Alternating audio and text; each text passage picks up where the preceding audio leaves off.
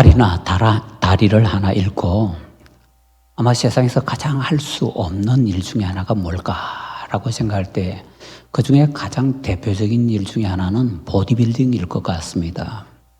보디빌딩은 몸의 균형을 맞춰야 됩니다. 그렇기 때문에 양쪽을 균형을 맞추기 위해서 엄청난 무게를 들든지 이런 식으로 강도 높은 훈련을 굉장히 많이 해야 됩니다. 신체의 균형이 필요합니다. 힘도 많이 필요합니다. 그렇기 때문에 비장애인들도 한 번쯤 그냥 객기로 도전했다가 아이고 아니구나 하고는 포기하기 마련이지요. 그런데 장애인이 그것을 한다. 그건 정말 쉽지가 않을 것 같습니다. 자, 그런데 세상에는요, 한쪽 다리를 잃은 보디빌딩을 한 사람이 있습니다. 바비 로버트라는 사람입니다. 오늘 사진을 잠깐 한번 보십시다. 바비 로버트의 모습을요. 왼쪽 다리를 사고로 잃었습니다. 그런데 다리를 잃고 나서 보디빌딩을 시작해서 저 몸을 만들어냈습니다. 사실 상상을 초월하는 일입니다. 저 몸으로 어떻게 역기 같은 걸 들고 훈련을 해서 저렇게 몸을 만들어낼 수가 있을까요? 한쪽 다리가 없는데 다른 쪽 다리를 어떻게 훈련을 시켜서 저렇게 만들어낼 수가 있을까요? 장애인이 되었던 바비 로버트는 보디빌딩을 시작하면서 이렇게 말했다고 합니다. 포기는 선택이지 운명이 아니에요. 포기라는 것은 선택이랍니다. 나는 이렇게 생겨먹어서 난 이것이 내 운명이야. 이게 아니랍니다. 포기라는 것은요, 운명이 아니라 선택이라고 합니다. 외부에서 주어진 운명이 아니라 자기 스스로 선택하는 것이다 라는 것이지요. 다리를 잃은 사람이 저런 몸을 만들어내기 위해 얼마나 수고를 했을까요? 자, 그런데 성도 여러분 한번 생각해 보세요. 다리를 잃은 사람도 보디빌딩을 하기가 힘들지만은 한쪽 팔을 잃은 사람은 보디빌딩 할 수가 있을까요? 한쪽 팔을 잃었는데 보디빌딩이 가능할지, 또 사진을 또 한번 보십시다. 오른쪽에 허전하지요? 오른쪽 팔이 없습니다, 저 사람은. 사고로 한쪽 팔을 잃었는데요, 미카엘 루벨이라고 합니다. 한쪽 팔을 잃고 나서 보디빌딩을 계속합니다. 그리고 저 사람은요, 보디빌딩의 프랑스 챔피언이 됩니다. 세계적으로 보디빌딩 하는 사람들이 다 모여서 하는 걸 미스터 유니버스 뽑는다 그러잖아요. 미스터 유니버스 챔피언도 됐습니다. 유럽 챔피언도 물론 당연히 됐습니다. 상상을 초월하는 일입니다. 미카엘 루벨에게 사람들이 전화를 많이 하고 연락을 많이 한다고 합니다. 그러면 미카엘 루벨은 항상 이렇게 대답을 한다고 합니다. 장애는 한계가 되지 않습니다. 나는 장애가 있기 때문에 이거 못하고 내 스스로 한계선을 만들 수 있는 그런 한계가 되지 않는다는 겁니다. 장애가 있기 때문에 내가 뭔가 할 수 없다. 그건 있을 수 없는 거라는 겁니다. 포기는 운명이 아니라 선택이라고 한 얘기와 일맥상통하는 얘기지요. 이런 사람들의 사진을 보고 이런 사람들의 이야기를 듣고 자세한 얘기를 해주면 좋겠지만은 그냥 간단하게 사진만 보고 이 사람들의 그 내용만 그냥 간단하게 말씀을 드렸습니다. 그렇지만 이 사진 보고 그 다음에 이 사람들의 사연을 듣고 여러분은 어떤 생각이 드시는지요?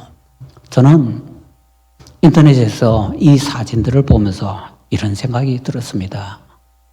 실패는 없다. 세상에 정말 실패라는 건 없습니다. 세상에 나를 뭔가 결정지어서 못하게 만드는, 실패하게 만드는 일이란 내가 허락하지 않으면 절대로 있을 수가 없다라는 것입니다. 바비 로버트나 미카엘 루벨은 실패가 없다라는 것을 자기 몸으로 그냥 실천해서 보여준 사람들입니다. 실패하는 사람들의 특징이 뭘까요?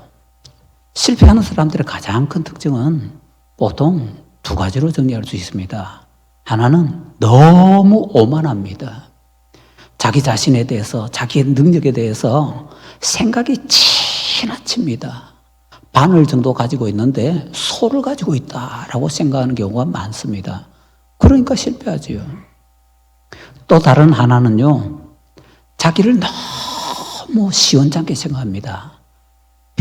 가치평가 절하한다 그러죠.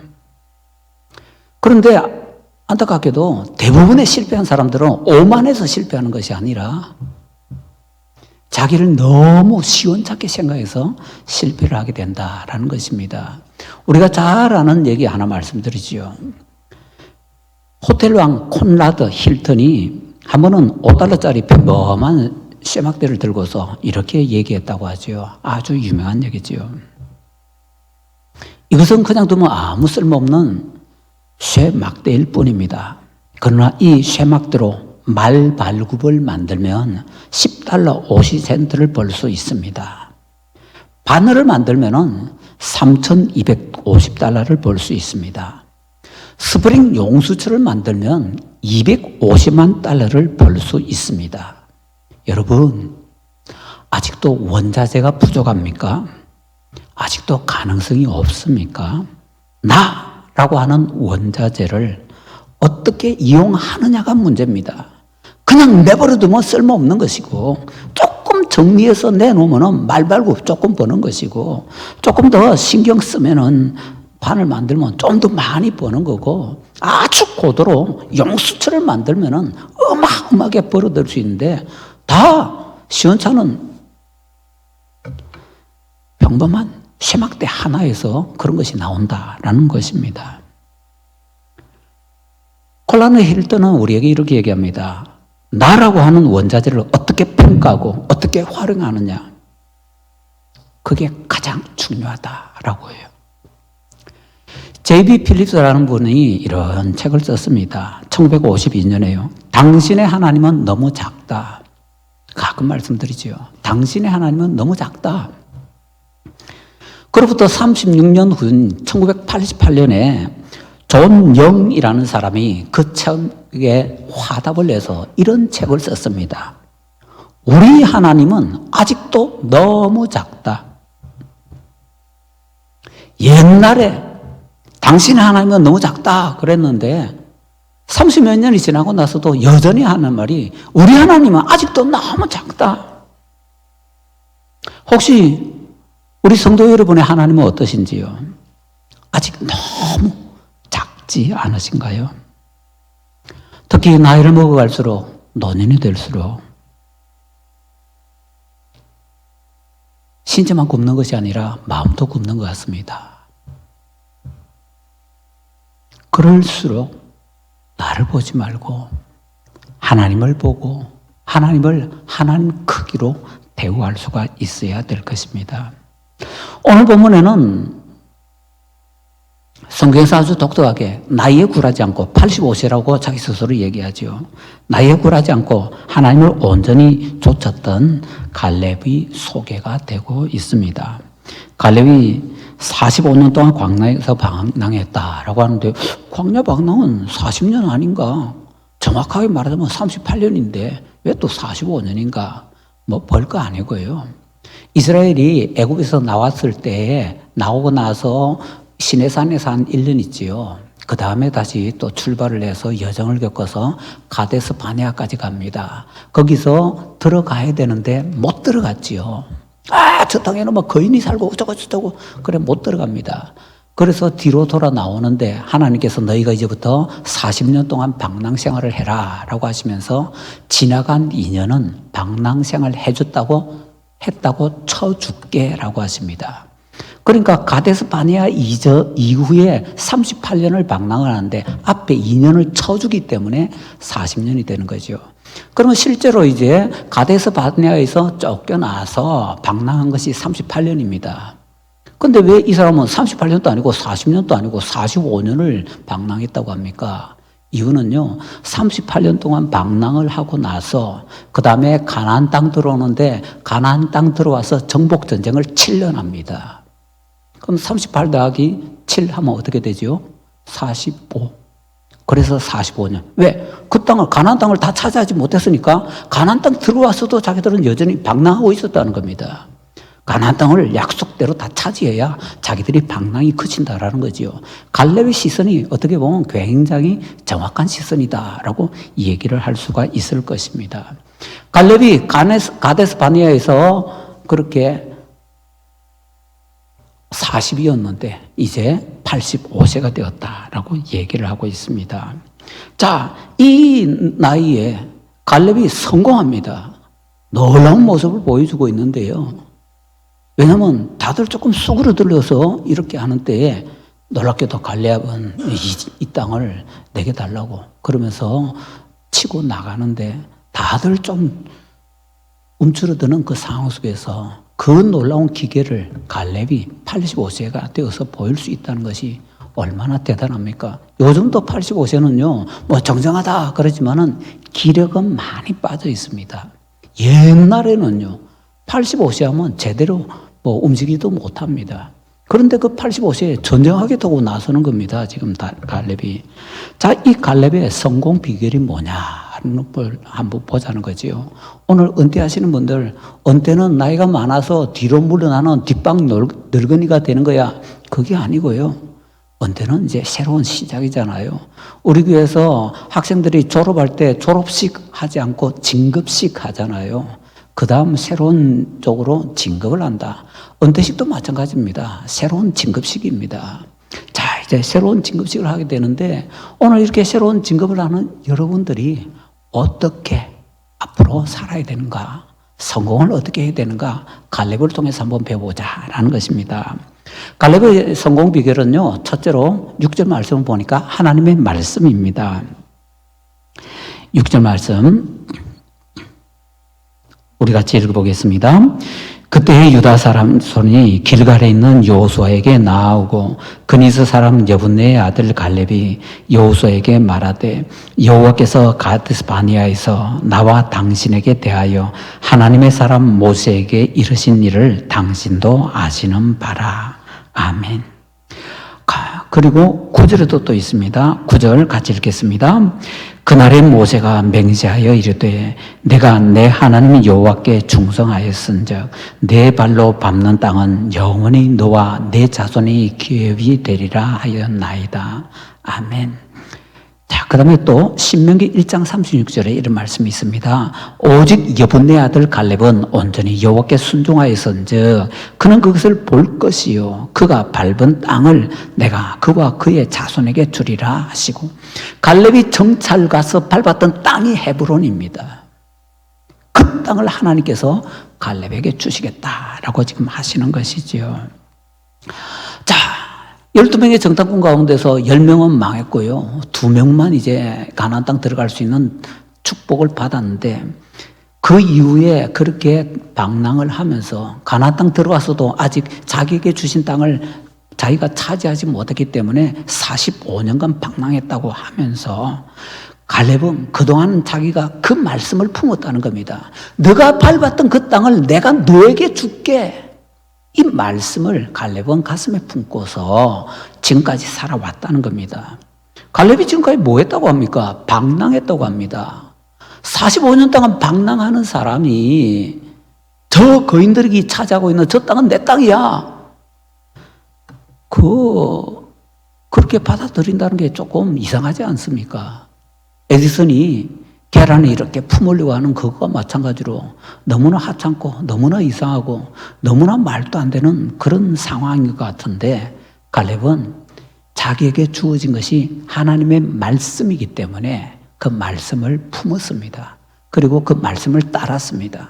45년 동안 갈렙은 다른 곳 쳐다보지 않고 하나님의 말씀만 보았습니다.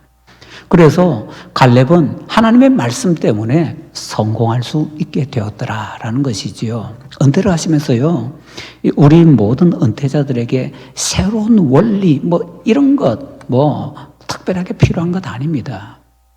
단지 필요한 것은요, 새로운 시작일 뿐입니다. 나는 이제 새롭게 살 거야. 은퇴한다고 그냥 뒤로 물러서는 것이 아니라 새롭게 살 거야. 바로 이것이 필요하다라는 것이지요. 자, 그렇게 하기 위해서는요, 필요한 것이 먼저 하나님의 말씀을 붙잡아야 됩니다. 현직에 있을 때 하나님의 말씀에 더 많이 헌신하지 못하셨다면 이제부터 하나님의 말씀을 더욱더 많이 붙잡고서 말씀 속으로 들어가야 된다라는 것이죠. 갈렙의 성공 비결은 뭡니까? 두 번째로요, 12절에 보니까 하나님의 임재입니다. 12절 말씀 우리 같이 읽겠습니다.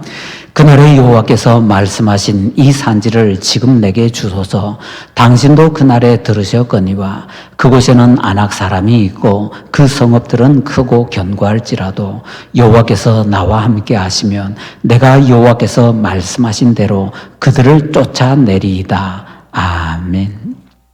여호와께서 나와 함께 하시면, 이거 이제 영어의 if라고 하는데요, 만약이라는 것이 히브리어나 헬라어 이쪽에서는요, 문법적으로 크게 두 가지 기능이 있습니다. 하나는 지금 없는데 있다 치고 가정이지요. 또 다른 하나는요, 전혀 다른 뜻인데 우리나라 말에는 아예 뜻이 없습니다. 반드시 그럴 것이므로 라는 확신의 뜻이 있습니다. 갈렙은 지금 하나님 나한테 함께 해주시면 좋고 아님 말고 이런 의심의 자세가 아니라 하나님께서 반드시 나와 함께 하실 것이기 때문에, 그래서 나는 이 전쟁에서 반드시 성공할 것이다 라는 것입니다. 하나님의 임재에 대해서 갈렙은 분명하게 확신을 가지고 있습니다. 갈렙은 하나님의 말씀을 자기 성공의 잣대로 삼은 사람입니다. 계속해서 말씀을 붙잡았으니까 그 말씀 가지고 하나님과 교제를 하는 거지요. 그러면서 하나님께서 자기에게 함께 해주시는 것을 경험하였던 것입니다. 그래서 갈렙은 하나님과 교제하고 그 교제를 통해서 하나님의 임재를 경험하고 하나님의 함께 해주심이 자기의 가장 큰 성공의 비결이 되도록 만들었더라라는 거지요. 원래 갈렙이 차지하려고 하는 그 성의 이름은 기럇 아르바입니다. 기럇은 성이고요, 아르바는 거인의 이름입니다. 아르바의 성, 거인 아르바의 성이라는 겁니다. 그런데 갈렙이 그것을 정복하고 그 이름을 바꾸는데 헤브론이라고 바꿨습니다. 물론 창세기부터 읽으면 헤브론 나옵니다. 그때부터 헤브론이 아니고요, 다른 이름이었었는데 나중에 후세들이 헤브론으로 부르면서 옛날에 그곳의 이름이 달랐다 할지라도 그냥 거기를 헤브론이라고 부르는 겁니다. 이건 뭐 다른 얘기처럼 생각할 필요가 없습니다. 우리 진주 천년의 고도인데 진주 이름이 여러 번 바뀌었잖아요. 처음부터 진주 아니잖아요. 진주라는 이름 가진 지가 얼마 안 되거든요. 그 전에 다른 이름이었습니다. 그런데 우리가 천년 전에도 진주라고 그러잖아요. 천년 전에 뭐 유적이 나왔는데 그걸 뭐 어떤 다른 뭐 어떤 유적이라 하지 않고 그냥 진주에서 나온 진주 유적이라고 하잖아요. 그거 생각하시면 됩니다. 나중에 자기들이 차지해서 헤브론이라고 붙였지만 아브라함 때 아브라함이 그곳과 관계 있는데 그때도 역시 헤브론, 지금의 헤브론이 바로 여기다라는 뜻에서 그냥 헤브론하고 창세기에서 소개를 해주고 있는 것입니다. 자, 이렇게 헤브론이라고 이름을 바꿉니다. 헤브론이라는 이름의 뜻은요, 교제, 사랑, 교통, 그런 것을 하는 자리라는 뜻입니다. 그러니까 결국은 뭡니까? 갈렙이 하나님과의 교제, 하나님께서 자기와 함께 해주시고 자기는 그렇게 하나님과 함께 교제함으로써 그것을 자기의 성공의 비결로 삼았는데 그걸 아예 자기가 차지하게 된 땅 이름에다 붙여버리는 거죠. 헤브론 하고요. 자, 하나님과 교제하기 위해서, 그래서 하나님의 함께 하심을 더 많이 경험하기 위해서 은퇴하면 더 많이 신경 써야 됩니다. 그러기 위해서는요, 은퇴하기 이전보다도 예배에 더 많이 충실해야 될 것입니다. 셋째로 갈렙의 성공의 비결은 뭡니까? 8절과 14절을 보니까 충성, 그리고 또 다른 말로 온전한 헌신이 있었습니다. 자, 8절 우리 같이 읽어보겠습니다. 나와 함께 올라갔던 내 형제들은 백성의 간담을 높게 하였으나 나는 내 하나님 여호와께 충성하였으므로. 아멘. 자, 14절 또 같이 읽습니다. 헤브론이 그니스 사람 여분의 아들 갈렙의 기업이 되어 오늘까지 이르렀으니 이는 그가 이스라엘의 하나님 여호와를 온전히 좇았습니다. 아멘. 여호와께 충성하였으므로, 그리고 온전히 좇았습니다. 충성과 온전히 쫓아서 거의 같은 말입니다. 온전히 쫓다라는 말에는요, 충성하다라는 뜻도 이스라엘 말에는 함께 들어가 있습니다. 그래서 문맥에 따라 온전히 쫓았다 번역하기도 하고 충성했다 번역하기도 하는 것입니다. 갈렙이라는 이름은 원래 개입니다. 개, 멍멍이. 그냥 멍멍이가 아니라 그 갈렙의 원래 출신 지역이었던 그 이방 나라의 어떤 우상 숭배와 관련이 되어 있었던 이름입니다.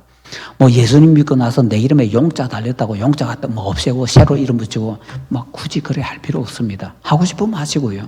그래 안 해도 된다라는 얘기입니다. 갈렙은 그 이름 그대로 씁니다. 그런데 이 갈렙이라는 말의 뜻이 개인데 갈렙은 우상숭배 우상숭배의 신과 관련되는 그것을 완전히 뒤집어서 반대의 인생을 살잖아요. 자기 이름을 역전시켜 버립니다. 역전의 인생을 사는 거지요. 또 갈렙이라는 말에는요, 개라는 말 말고도 또 어떤 뜻이 있는가 하면 온전히라는 뜻이 있습니다. 갈렙이 온전히 하나님을 쫓았잖아요. 온전히 쫓는 것. 이름 그대로 산 거지요, 이때는. 이쪽이나 저쪽이나 갈렙은 충성스럽게 열심히 하나님을 섬겨 나갔습니다. 갈렙이 얼마나 충성했는가라는 것에 대해서는 증인들이 많이 있는데요. 여기 8절 말씀에 보면 갈렙은 자기 스스로 내가 하나님께 충성하였다고 와 대담하게 이 얘기를 합니다. 그 다음에는요, 두 번째로는 여호수아서 기자가 갈렙이 하나님을 온전히 쫓았다고 우리 본문 14절에서 또 인정하고 있습니다. 그리고 예전에 모세가 또 인정해드렸습니다. 9절에 보면 모세가 갈렙이 여호와께 충성했다고 또 인정을 하고 있습니다. 그러면 갈렙이 충성했다는 것에 대해서 또는 온전히 쫓았다는 것에 대해서 다른 증인은 없나요? 성경에 보면 다른 증인이 있는데요. 하나님이 갈렙의 증인이십니다. 하나님께서 갈렙이 증인이 되어서 몇 번 성경에 기록이 되어 있습니다. 신명기 1장 36절에는요. 오직 여분의 아들 갈렙은 온전히 여호와께 순종하였은즉 그는 그것을 볼 것이요. 하나님께서 친히 하신 말씀입니다. 또 민수기 14장 24절에 그러나 내 종 갈렙은 그 마음이 그들과 달라서 나를 온전히 따랐은즉 또 민수기 32장 12절에 그러나 그나스 사람 여분의 아들 갈렙과 눈의 아들 여호수아는 여호와를 온전히 따랐느니라. 하나님께서 옛날에 그 사건 정탐꾼 사건을 계속해서 말씀하시는 겁니다. 그 말씀하실 때마다 갈렙이 충성했다 온전히 따랐다 이것을 계속해서 강조해 주시는 겁니다. 성경에서 갈렙만큼 이렇게 충성했다, 온전히 따랐다 이렇게 소개받는 하나님에 의해서 직접 소개받는 사람 보셨어요? 갈렙은 이 정도로 하나님께서 자랑하실 정도로 대단히 하나님께 충성하고 온전히 따랐더라라는 것입니다. 자, 이처럼 대단했던 갈렙, 그 갈렙이 어떻게 해서 그렇게 대단한 삶을 살 수 있었느냐? 그냥 한번 시작하면 끝까지. 충성이라는 게 그렇잖아요. 시작하면 끝까지 진득하게 가는 것. 그게 바로 충성이지요. 그러기 위해서는 온전히 그 하나님만 집중을 해야 되는 것이지요. 바로 그렇게 우리는 살아가야 될 겁니다. 나이가 우리의 주인이 되지 못하도록 은퇴하시면서 마음에 새로운 다잡음이 있어야 될 것입니다. 작년에 우리가 살펴보았던가요? 롱펠루에가 격려하는 롱펠루의 모리투리 살루타무스라는 시의 끝부분을 다시 한번 말씀드리고 싶습니다. 어떤 시인, 웅병가, 현자가 뭐라고 하든 노년은 노년입니다. 그것은 초승달이 아니라 하연달입니다. 정오의 불꽃이 아니라 저녁의 황혼입니다. 힘이 아니라 연약함입니다. 욕망이 아니라 멈춤입니다. 화염의 맹렬한 열기가 아닙니다. 타올랐다가 꺼져버리는 것입니다.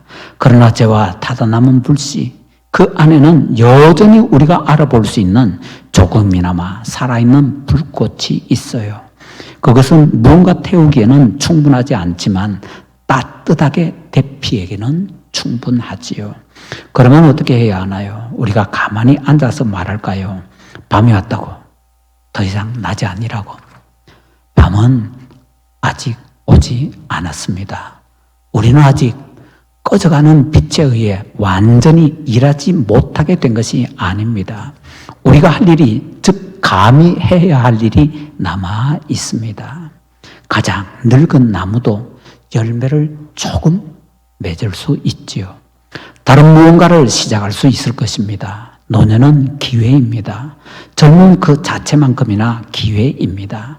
비록 다른 옷을 입고 있기는 하지만, 그리고 저녁 황혼이 사라질 때 하늘은 낮에 볼 수 없는 별들로 채워지게 된답니다. 노년을 얼마든지 아름답게 만들 수 있다라는 거지요. 갈렙처럼. 그런데, 그건 독특한 사람들 얘기고, 우리는 못할 것 같아. 나는 아무것도 아닌데. 라고 생각된다면은, 또 이런 사람에 대해서 한번 생각을 해보면 어떨까요?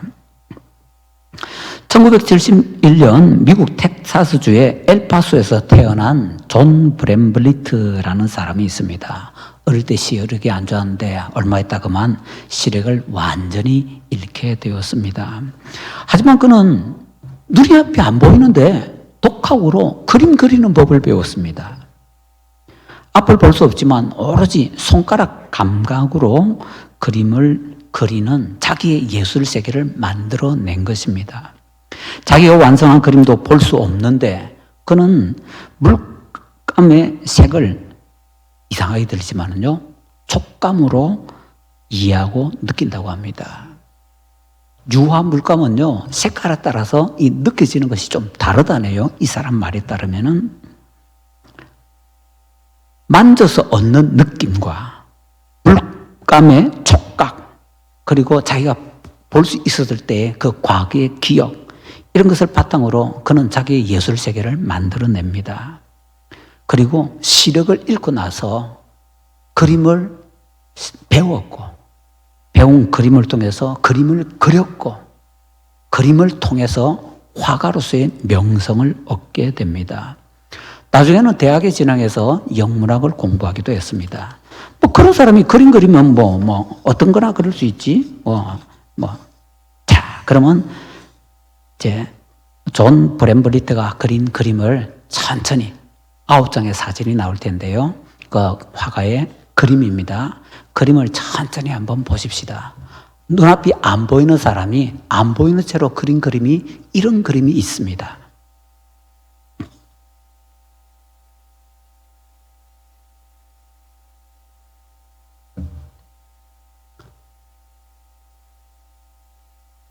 다 브렘블리트가 그린 그림들입니다. 그리는 장면이고요.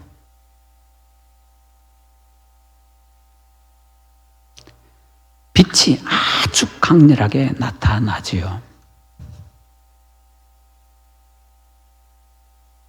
브렘블리트는 눈이 안 보이는 사람인데 그림을 그렸습니다.